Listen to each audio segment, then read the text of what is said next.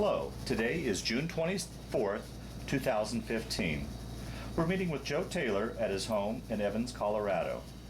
My name is Brad Hoops. I'm the interviewer for the Northern Colorado Veterans History Project. Welcome, Joe, and thanks for sitting down today to tell your story. Thank you very much. I'm happy to be here. Good. Let's start out, if we could. Tell us a little bit about yourself, your date of birth, where you were born, a little bit about your family. Well, I was born November 19th, 1927 in rural Gentry County, Missouri. We moved to Platteville, Colorado when I was in the third grade. I attended school there till August 1944 when I joined the United States Merchant Marine. Okay, so you grew up here in Platteville and went through the whole school system and such. Graduated then? No, I didn't graduate. Prior to my senior year, I joined the Merchant Marine in August 1944. A friend and I joined, and I don't know if you know what the Merchant Marine is. Yeah. You're familiar with that. Took boot camp on Catalina Island. Shipped on a freighter out of San Pedro for the South Pacific. Spent it was the last year of the war. Spent about 6 months down there, among all the islands: Borneo, New Guinea, Philippines, among others. We were 8 days out of San Francisco when Japan surrendered.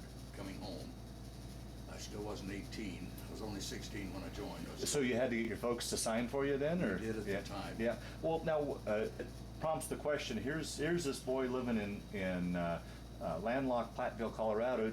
How did you come to join the Merchant Marines? All right, that's another story. A friend of mine, Norman Bruce, it was during the war, attempted to join the Army and the Navy. He was turned down by both and rated 4F. Somebody mentioned the United States Merchant Marine. Coming from Platteville, what's the Merchant Marine? We went to Denver, several of us in the car, to see what it was all about. The recruiter talked all of us into taking the physical and signing the papers. I tried to explain that I was just 16, and they said, you can join at 16 with parental consent. Well, lo and behold, Norman failed again. But my friend Jack and I, we took the papers home, and our parents signed for us. I'll be darned. Wow. Simple as that. And your folks had no problem with you? No, I pretty well was running the streets of Platteville. My father had left us when I was young, and my mother was a hard worker, and I was happy to leave town. Okay, fair enough. Yeah, fair enough. And we got back to San Francisco. I signed off. I still wasn't 18, so I joined the Army. Well, I want to back up and talk a little bit more about these the Merchant Marines, before we get into your Army career. So then, how long after you guys signed papers did you ship off then for basic training? We were separated on Catalina Island. We were separated, Jack and I. You know, I don't really remember. It was August 1944 when we joined. I don't remember. Yeah. We went to Catalina Island, took basic training on Catalina Island. And how was that transition going from running the streets of Platteville and getting into the Merchant Marines? It was exciting. Was it? Yeah. Very exciting. Yeah. Good to get away from home and be with a bunch of guys. Scared, but it was fun. Yeah. And then after basic training, and you went to sea.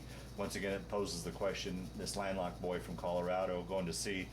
Did you get your sea legs, or how was that? Well, I was a wiper.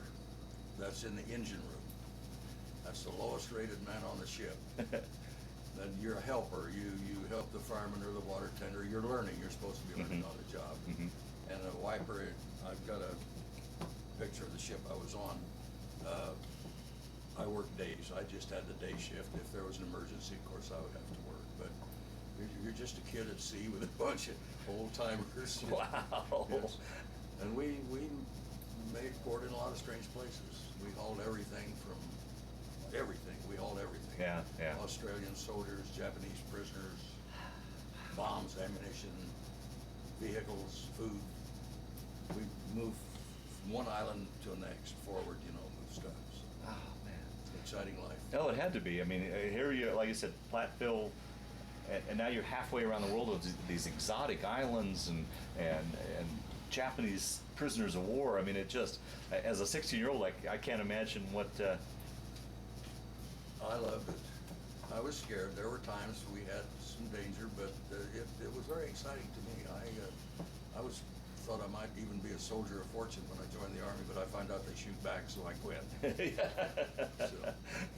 Now, would you get shore leave on these various? No, Well, we could go ashore at times. We couldn't always go ashore. Yeah, yeah. It would depend on the situation. A lot of times we wouldn't even dock. We just unload on barges.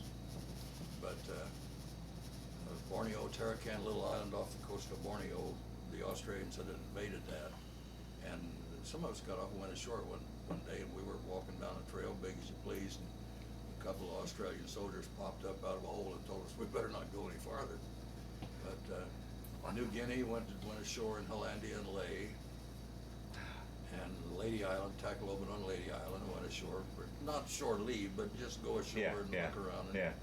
you didn't wander too far from the ship in those places there. I didn't, but I don't know what else to say Yeah. about that. What were living conditions like on the ship, as far as your sleeping quarters, Well, the food, and we had modern bunk, toilet. Our food was good. There's no problem with food until later on in the voyage you do start running out, and you maybe don't have certain items that you had early on and so forth. But we would be replenished.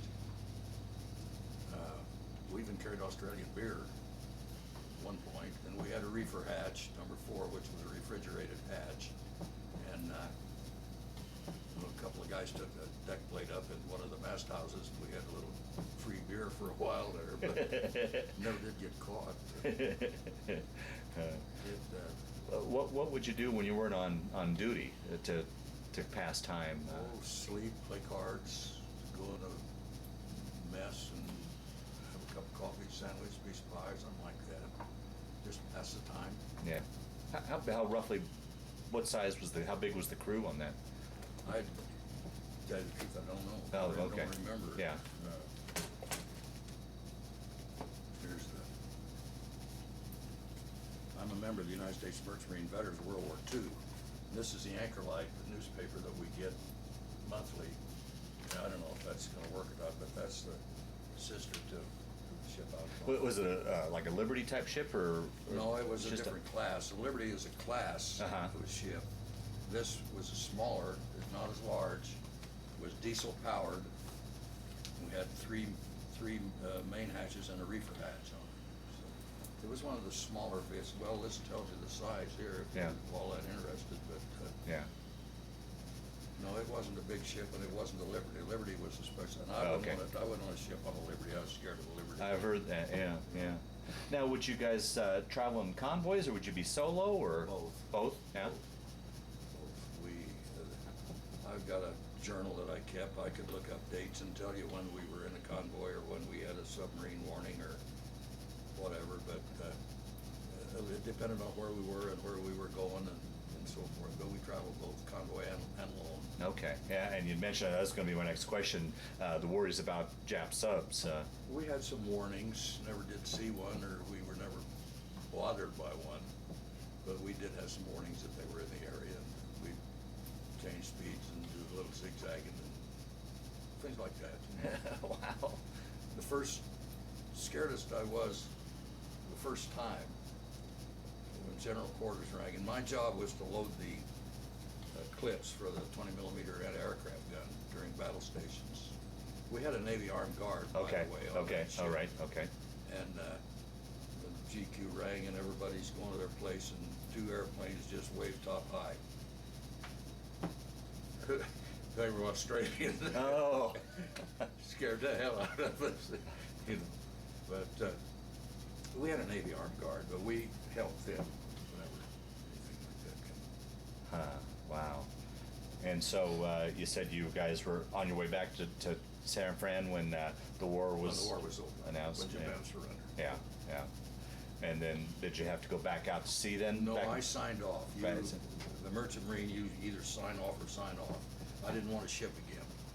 I could have shipped on the same ship, or I could have gone to the Union Hall and signed on something else if they were hiring. But no, I didn't want any more of that. I was wanting something different, and I was still a kid, and Yeah. that's why I thought I'd try the Army. Yeah. Yeah.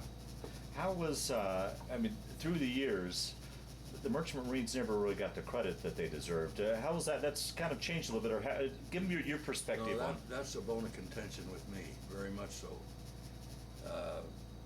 Let me start off with, I'm a life member and a past commander of the VFW post in Platteville. VFW. But I was in the Merchant Marine. They were civilians. No benefits whatsoever. They made fairly decent money. I have one of my payoffs here, but had no benefits. We needed clothes, we bought clothes. When we were off of that ship, we were off. We were nothing. In 1988, the government did declare us veterans, entitled to everything, but in 1988, after the war's over in 1945, what do you need? You know, you've already done whatever you're gonna do. And it's a real bone with me with the VFW, and I love the VFW, and I admire anybody that wore the uniform honorably. They would not let the merchant seamen join the VFW. No campaign ribbon, so you can't join.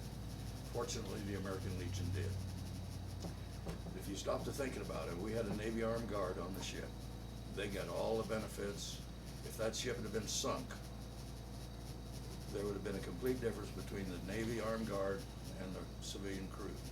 So I never thought it was fair, even though they made a little more money than your ordinary sailor or soldier. No benefits, none whatsoever. And if I'm correct, the Merchant Marines had some of the highest casualty rates in the war. Almost equal to the Marine Corps. And I have a lot of that somewhere, I don't know where, but almost equal to the Marine Corps. Wow. Yeah. Wow. When that ship was sunk, you were done. There was no more. We got room and board. We had a slop chest, what they call like a PX. We call it a slop chest. Cigarettes, candy, clothes, shoes, shirt, pants, but we paid for it. We didn't get it for nothing. So, but I love the military, don't get me wrong. Yeah, right. Yeah, fair enough. Yeah. I'm like I say, I'm a life member and past commander, but that's always been a bone of contention. Sure. They wouldn't let them join. Yeah, right. But our food was good and things were clean. We had showers, you know, everything on the ship was good.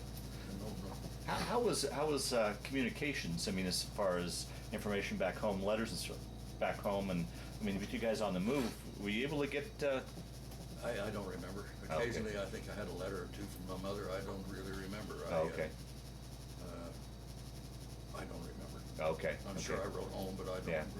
Dropped it off somewhere, but I don't know. And to me, it seemed like it'd be kind of an isolated lifestyle. I mean, how would you get word about how the war's going, or baseball scores back home, or? We had radio. You did? Oh yeah, there was a radio on the ship that would get the news on that. We weren't completely isolated. We knew what was going on. Oh, okay. All the time. Okay. Yeah, you bet. All right. Well, let's take your story forward. So you guys dock back in San Fran, and you sign off. Take your story from there. Well, I stayed in Platteville for just a very short time, and I joined the Army. 3-year enlistment, and at that time you could pick your theater of operations. So I chose Europe. Oh. And I was stationed in Germany for about 2.5 years. I went over with the Corps of Engineers. That's what I signed up for. I was with the 332nd General Service Regiment at Wiesbaden, and we rebuilt that air base and all the facilities, the runway. The first B-29 to fly the Arctic Circle landed there after we finished that. Then the 332nd Engineers were disbanded, and I was sent down to Friedberg, Germany, and I was in the motor pool down there. I was second in charge of the motor pool at Friedberg, Germany, and it was a finance outfit, is what it was, for the whole European theater. But there was half a dozen of us in the motor pool. We had trucks and jeeps and ambulances and stuff. I was second in charge of that. Once again, backing up a little bit again, of all the choices, how did you come to choose the Army when you the second round, as opposed to say the Navy? That was just to be different. Just to be, yeah. I've been to sea. I've been on okay. Just to be different. Something. I don't like to travel the same road twice. Yeah. Okay. Yeah. So that's why I joined the Army. And then, how'd you get in the Corps of Engineers? Is it by testing or by choice, or? No, you could sign up for your theater of operations, your branch, and for 3 years. If you signed up for 3 years, you could pick your branch, and you could pick your theater of operations. And I chose Europe and Corps of Engineers because I thought maybe I could learn a trade in the engineers. Okay. Okay. And they sent me to a plumber school. Plumbers today laugh at that, but we learned how to cut cast iron pipe and use the old oakum and pour the lead on the joints and stuff. It was a lot different than it is today. Yeah, oh yeah, yeah. But I ended up in the motor pool down at Freeburg, and then was discharged in September 1948. And I got out of the Army the first time. Now, while over there, did you get a chance to do any traveling around Europe at all, or? No, that was early on, right after the war, and Was there still quite a bit of damage? oh heck yes, it was all rubble. Really? Yeah. When I was there, yeah. And we were mostly with the displaced persons, the Poles and the Czechs and things that didn't have a home and they worked for the government, for the United States government. But I did take a couple of 3-day passes, I guess you'd call it. I had a friend, and I've got some pictures of the cemetery at him if you'd like to see it. It was killed in Luxembourg during the war and was buried outside of Hams, or outside of Luxembourg City, in a military cemetery there. And I took a 3-day pass and went there and took pictures of his grave. General Patton's buried there between 2 flagpoles. And I've been to Holland and France and some of those. Just take a 3-day and go like that. But not extensively. Yeah. When I first started, didn't have the money. You didn't make too much money in those days. I had a savings allotment going home, so I'd have a little money when I got out, and a dependency allotment for my mother. So money was a little tight early on. Yeah, right. Towards the tail end, I did have 3 stripes, and nothing special. Yeah, yeah. Were you there during the Berlin lift? Had that? That I think was after I left. Okay. I left in September of 1948, and I think that happened afterwards. Okay. There was a lot of worry about that. The Russians. and Right. And they had what they call the United States Army had what they call the constabulary, which was a fast-acting force, But I come home before that happened. Okay. So your 3-year enlistment's up. You come home. Continue on with your story. Well, I foolishly joined the inactive reserve when I got out of the Army. I had 3 stripes. I thought, well, if I ever have to go back, I'll at least have 3 stripes. That was a 3-year enlistment, if I remember right. Inactive, no pay, no meetings, nothing, just name, rank, and serial number. Well, they took a stripe away and kept the same pay scale. So in October of 1950, during the Korean War, I was recalled. Oh boy. And I spent a considerable amount of time at Fort Lewis with BD films and playing poker. Finally was assigned to the 24th Infantry. And it was January 1951, I joined the Company B 19th Infantry Regiment, the 24th Infantry in Korea. And spent almost 9 months there in the infantry. Talk a little bit about that. What were you? I don't know. We, of course, on a troop ship. I've been on 6 different troop ships, besides the freighter that I shipped on. But we left Seattle to Tokyo. Spent a night in Tokyo, and there was an earthquake, and it shook the devil out of the barracks we were in. But we took a train into Sasebo, and a troop ship across to Busan. And from Busan, I don't know where we landed, but we were on a train up to the front, and I joined the unit. We were in the outpost on the Han River at the time. And then that part of the war, and like I was in the infantry, I was first squad of the 1st Platoon, Company B. The war was not static. We'd go north, we'd try to take a hill, they'd run us off, and we'd do it again or something else. It was just back and forth like that for a long time. I was in when the major Chinese, in April 1951, when they really launched a big offensive, I was on an outpost down on a finger.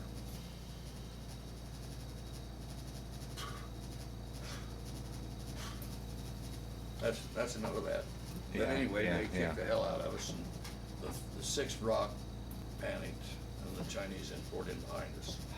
And we had to retreat, of course, but I was very fortunate. I never lost any blood in Korea. Blood relative friends, but it was mostly with us, just forward and back and forward and back, you know. That war, in my opinion, was kind of in three phases. When it started, the United States Army, the South Koreans tried to hold the Chinese, and they kept advancing. And then it was stabilized for a little while at Busan perimeter.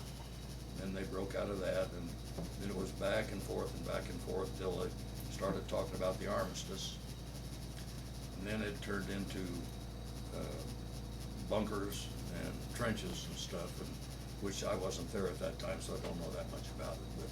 But I don't think I spent 3 nights in the same foxhole. You know, we were always going or coming somewhere, and we just. Well, you know, Joe, that begs the question too. I mean, I think about combat situations, and you look at it. You said you didn't sleep in the same foxhole more than 3 nights, so you probably weren't getting enough sleep.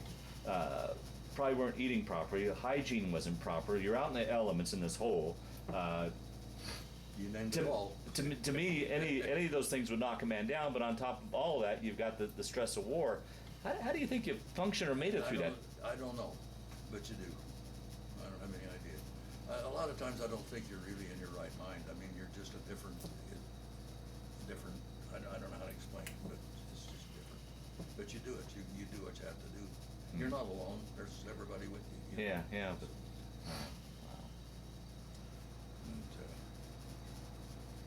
it took a 5-day R&R in Tokyo. That was in June of '51.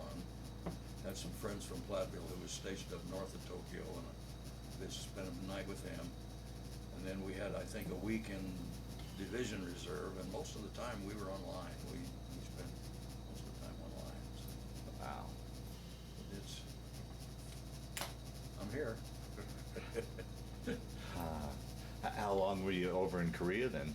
From January through almost all of September, almost 9 months. And my reserve time, inactive reserve, bless their heart, was almost up at the time too. So I thought about re-enlisting. I was taken off of the troop train in Salt Lake City. I had what they call Korean crud, massive skin problem from the filth and the dirt, I guess. Right. The medics would keep giving you sulfa. Anyway, took a hot shower, changed clothes, new clothes, boarded the troop train, and things started itching and burning. And I don't think I want to put this all on there. Okay. Pass over that. But anyway, troop train to Camp Carson, and I spent some time in Hill Air Force Base Hospital in Ogden with that problem. But then Camp Carson, I thought about re-enlisting, but at that time, if I stayed I could have joined the Navy or something if I wanted to do that. I didn't want to do that. I kind of thought about staying in the Army. The only way I could stay in the Army at that time was to re-enlist and be a drill sergeant or stay in the infantry. They didn't want anything else. They just wanted infantry. And I could have been a drill. I didn't want any more than that. I didn't want basic training every 6 weeks, you know. So I just got out and come home. Once again, you're in another situation that I think kind of got shortchanged. The Korean War veteran, the forgotten war, the forgotten veteran. What are your thoughts on? Kind of like the VFW and the Merchant Marine. Like I say, I have all respect in the world for anybody that wore the uniform honorably. People don't really know much about the Korean War, and I've got some figures here from this book. It's written by Colonel Harry Summers. Total casualties, now deaths and wounded and everything, there's just a few thousand difference between the Korean War, the United States Army, and the Korean War, and the United States Army in the Vietnam War. There was more deaths in the Vietnam War, but there was more casualties in the Korean War. Just a few thousand difference. 3 years in the Korean War, almost 11 years in the Vietnam War. Yeah. Wow. And people don't understand that. We had a house cleaner here one day, or a carpet cleaner, and I wanted to kill him. It's been several years ago. Well, Korea was just kind of a mini Vietnam, wasn't it? you better go study your history, you know. I always, I think a good example, the Korean War is a good example of what the American soldier did. I mean, particularly when you see those satellite photos of the Korean Peninsula at night, Yeah. and you can tell right where the 38th parallel is. It's Yeah. all light down in the south and pitch black in the north. Yeah. You know, And we were mostly in mountains. They talk about rice paddies and things. I very seldom was in the rice paddy. We were mostly in the hills. You always want the high ground, take the high ground. So and how weather? I hear that, you know, the weather's pretty severe over there as far as the cold and winters is cold. I had frostbite on my feet, and I did spend a few days in the field hospital with frostbite.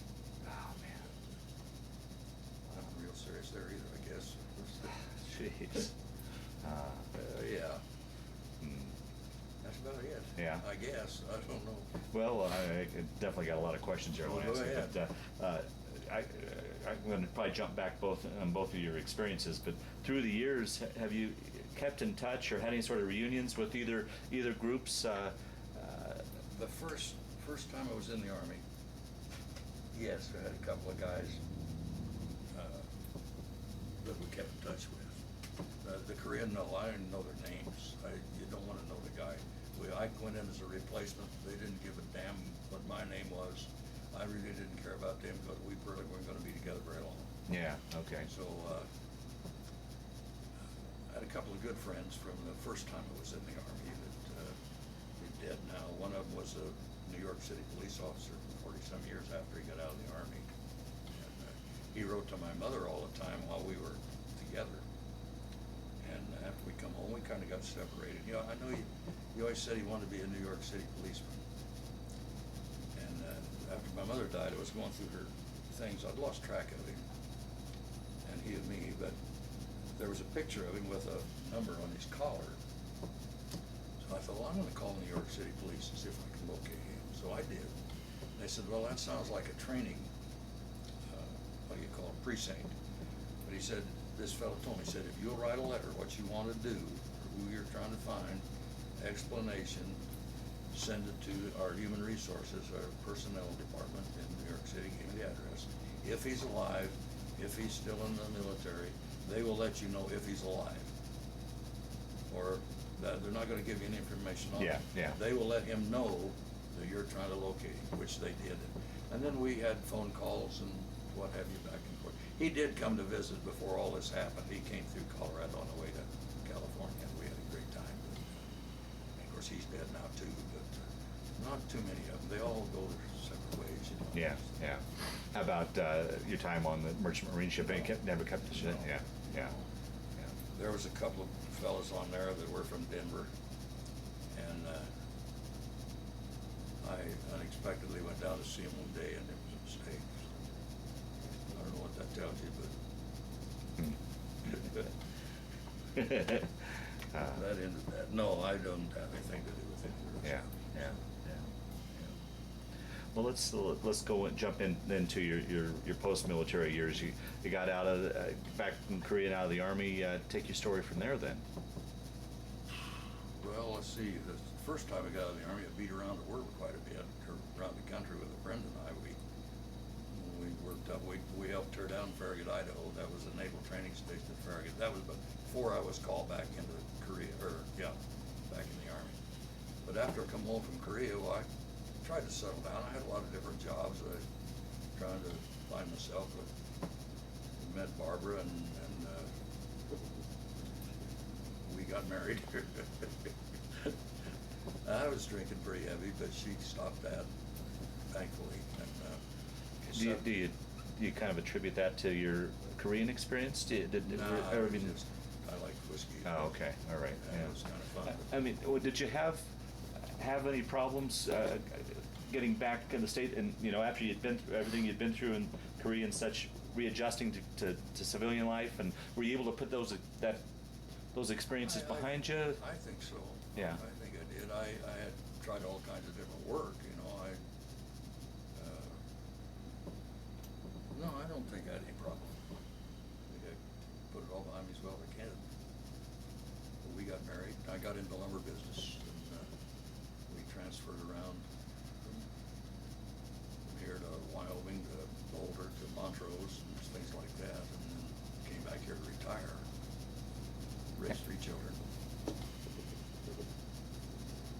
How long were you in the lumber business? A long time.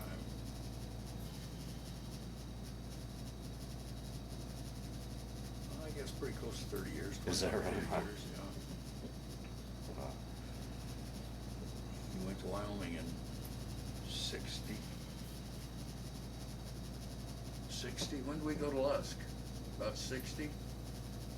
Somewhere along there. And then retired in 89, I believe it was, completely retired. Came back here and I quit the company and we wanted to get back. Our parents was old and we wanted to get back over here. And Yeah. I worked for Woods for a while and Everett Lumber for a while. Everett Lumber went out of business and then I went to work for Woods. I worked as a custodian a while down here at this elementary school before I retired completely. So I've done a lot. Yeah. Well, I was just thinking, you were talking earlier, you did more by the age of 19 than most people do in their lifetime. You saw more. I mean, it was. Yeah. Uh, Yeah. I'm 87, going on 88, so we're doing all right. yeah. Yeah. I'll be darned. We've had a lot of houses here in town. We've probably had 6 houses here in town, buy one. But we transferred a lot with the lower company. Everything was a promotion from there. Yeah. I don't know what else to tell you. Yeah. I'm trying to think if there's anything that I didn't ask you that you wanted to talk about, any of the stories that floated to the top. And Barbara, as you've listened to this, if there's anything that he's left out that you'd like him to talk about, so that ideally we round out your story as best we can, or do you think we pretty much did that? When we were first married, he said if I woke up in the night and he was tossing and turning, I was not to touch him because he might throw me out of bed. I don't have a nightmare or something. Well, they talk about today the PTSD, but you pretty much think you were able to put everything behind. I know, it still bothers you a little bit when you start talking about being on that point. I like to think about it. Yeah. It affects me. They used to call that battle fatigue. Right. And they decided the farther away they sent you, the worse it got, so they didn't let you go very far. I think General Patton figured that out. But no, I haven't had any trouble, have I? I mean, Yeah. we get to talking about it, I can think back, but Sure. no, I haven't had any problem. Oh, good. You know, I don't know what else to say about it, I guess. Yeah, right. Well, that's good. Yeah. Would you want to mention that 2 of our children have been in the Navy? What's that? 2 of our children were Oh, in the yeah, Navy. our oldest daughter joined the Waves, Virginia, when she got out of high school. And then our son joined the Navy when he got out. They both served a term, and it was, I don't know much else. Yeah, Unless you okay, got so the question. 3 children, any grandchildren? 2. Two, We okay. don't see them very often. The one's in Olathe and one's back in Ohio. Okay. That's a long story. I'd rather not get into. Yeah, okay, yeah, But, yeah. we don't. Just note that, yeah. We're not in touch with them. They're Yeah. not in touch with us. Okay, yeah, okay. I might say something off camera, but. Okay, yeah. Okay. Well, the last question I always like to ask in these interviews is, how do you think your time, both in the Merchant Marines and then in the Army, played a role in your life, changed your life, affected your life, or was it, as you look back, is it just chapters in your life that you went through? How do you think you'd answer that? I don't know. I think it was all probably just a chapter in my life.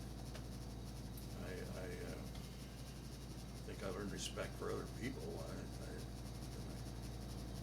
How about it, honey? What do you think? Did it help or hinder?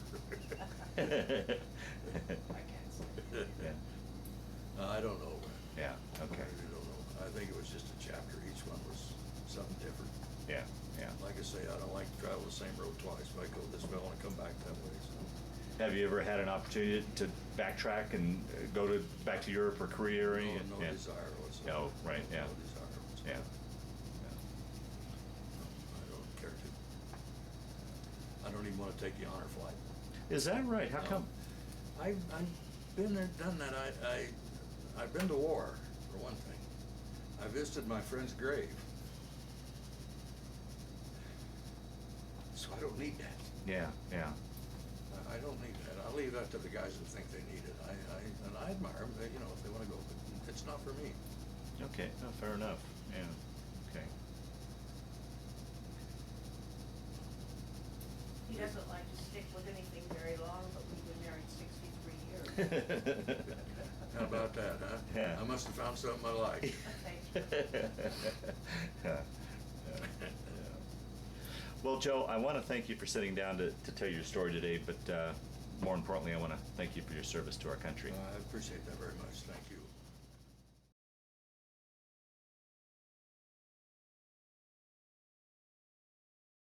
The ocean was broke down into sections like 33 1/3, 66 2/3, and 100% plus $5 a day. And this pay sheet shows how many months and days was in that. 4 months, 10 days, and 100% plus that, which means that's the war zone. That's the worst part of the Right. ocean. 33 1/3 is right offshore. 66 2/3 is a little farther out. And each one of these breakdowns is for that period of time. This is a slop chest. Right here, I spent $58.84 in the slop chest, but there's social tax taken out, withholding tax taken out, cash advance, allotment, and so forth with the final payoff. 5 months, almost 6 months. And at fairly good wages. I mean, Well- it says $900. Yeah, do the math. You know, Yeah. Almost 6 months. So break it down. But I mean, back in the day, that was pretty good That wages. was pretty good money. Yeah, yeah, That was good money. Yeah. yeah. And really had no place to spend it at the time until you got. Well, this is the Siemens papers. Everybody had to carry these, and there's not much there. It just tells who you are and a little bit about you. It's identification more than anything else. Now, did the Merchant Marines fall under the Coast Guard rule? They were the boss. Okay. We had to adhere to all Coast Guard regulations, and they're the ones that. It was the United States Coast Guard. This is when I got out of boot camp from the Merchant Marine on Catalina Island. Well, that's just a picture taken, portrait when I was in Germany. Yeah, this is some taken in Germany when they got the Jeep stuck in the mud, and we got a farmer with a couple of his cows to pull us out. Had a few snops that day, I guess.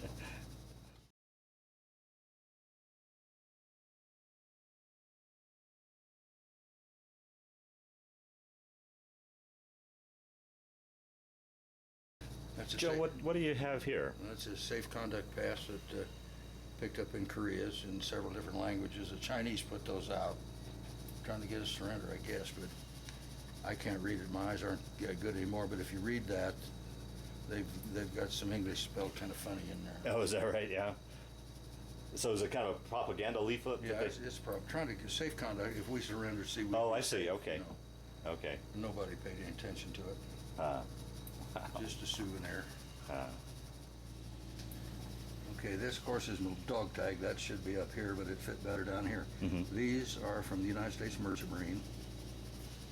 This section here is from when I was in the Army the first time. I was in the Corps of Engineers, 332nd Engineers, United States Army Engineers, and ETO, European Theater of Operations, and these three ribbons here. Okay. This over here is Korea and the Combat Infantry Badge, which I'm very proud of. Absolutely. This is a regimental crest, which, if you notice, it says the Rocket Chickamauga. That regiment goes clear back to the Civil War. That's where it started. They made a name for themselves, I guess, by fixing bayonets and holding the ground. But anyway, that's the regimental crest.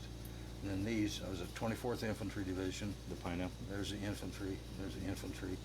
And these are Korea. This is from the Korean government here. And what, 6 battle stars then, or 3. 3? Oh, okay. Oh, yeah. Okay, that's your ribbon up there. Okay. 3 of them. Oh, okay.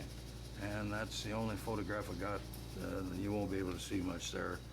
4 of us when we were in Division Reserve in Korea.